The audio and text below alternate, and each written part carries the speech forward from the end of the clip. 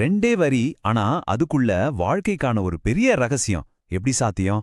வாங்க, இன்னைக்கு திருக்குறளோட 3வது குறளை எடுத்து அதுல என்னதான் மறைஞ்சிருக்குன்னு அலசி ஆராயலாம்.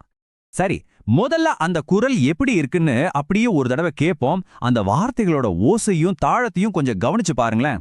மலர்மிசை ஏகினான் மானடிச் சேர்ந்தார் நிலைமிசை நீடு வாழ்வார். கேட்கறதுக்கு ரொம்ப சிம்பிளா அமைதியா இருக்குல்ல. ஆனா பாருங்க, இந்த 2 வரிக்குள்ள ஒரு பெரிய தத்துவமே அடங்கி இருக்கு. இதோட பொருள் என்னன்னா, விரிஞ்சிருக்கிற ஒரு மலர் மேல போறவரோட திருவடியை யார் பின்பற்றாங்களோ அவங்க இந்த உலகத்துல ரொம்ப நாள் சந்தோஷமா வாழ்வாங்கன்னு சொல்றாங்க. இதுல ரொம்ப முக்கியமான விஷயம் அந்த விரிந்த மலர். அதுதான் இந்த குறளோட மொத்த ரகசியத்தையும் திறக்க போற சாவி. அப்போ அந்த மலர்னா என்ன? நிஜமான பூவா? இல்லவே இல்ல, அது ஒரு உருவகம். இந்த உருவகத்தை நாம புரிஞ்சுக்கிறதுக்கு 2 வழிகள் இருக்கு. வாங்க, முதல்ல ஒரு வழியில போய் பாப்போம். சரி, முதல் பாதை இது முழுக்க முழுக்க அறிவு சம்பந்தப்பட்டது. இந்த விளக்கத்தின்படி அந்த மலர் வேறொன்னும் இல்ல, நம்ம மனசுதான். அதாவது என்ன சொல்றாங்கன்னா, திருவள்ளுவர் இங்க ஒரு செடியில பூக்கிற பூ பத்தி பேசல. அவர் பேசுறது நம்ம மனசுங்கிற மலரை பத்தி. நம்மளோட எண்ணங்கள், நம்ம சிந்தனைகள், அதுதான் அந்த மலர். இந்த வழியில பார்த்தா இது ஒரு 3 ஸ்டெப் ப்ராசஸ் மாதிரி. ஸ்டெப் 1, இறைவன் நம்ம மனசு மேல அப்படியே கடந்து போறாரு. ஸ்டெப் 2, நாம நம்ம அறிவை அந்த இறைவனோட திருவடிகளோட இணைக்கணும். இதனால என்ன கிடைக்கும்? நாம இந்த உலகத்தையே தாண்டி ஒரு ரொம்ப உயர்வான செழிப்பான வாழ்க்கைய வாழலாம். அப்போ அறிவால மட்டும்தான் இந்த நிலையை அடைய முடியுமா? அதுதான் ஒரே வழியா அப்படின்னு கேட்டா இல்ல. இன்னொரு வழியும் இருக்கு. அது அறிவு சம்பந்தப்பட்டது இல்ல, இதயம் சம்பந்தப்பட்டது. வாங்க, அந்த 2வது பாதையை பாப்போம். இது பக்தி மார்க்கம். இப்போ நம்ம கவனம் அறிவை விட்டுட்டு இதயத்துக்கு போகுது.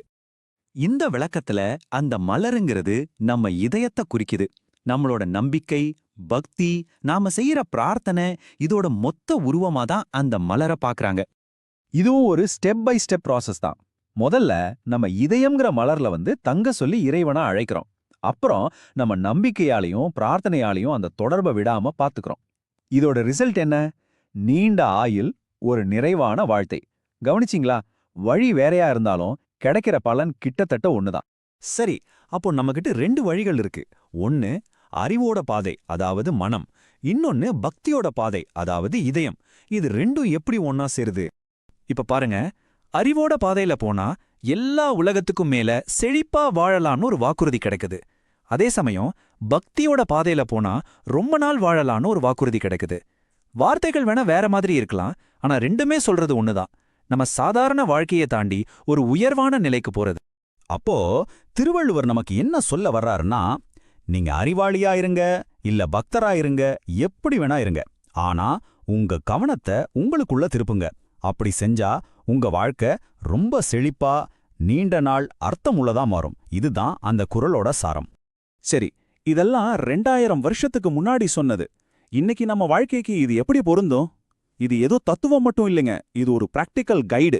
நாம பெரும்பாலும் சந்தோஷத்தையும் ஒரு நிலையான வாழ்க்கையையும் நமக்கு வெளியில தான் தேடிட்டு இருக்கோம்.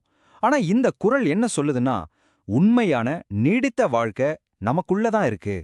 நம்ம அறிவை கூர்மைப்படுத்துறது மூலமாவோ இல்ல நம்ம இதயத்தை பக்தியால நிரப்புறது மூலமாவோ அதை அடையலாம்.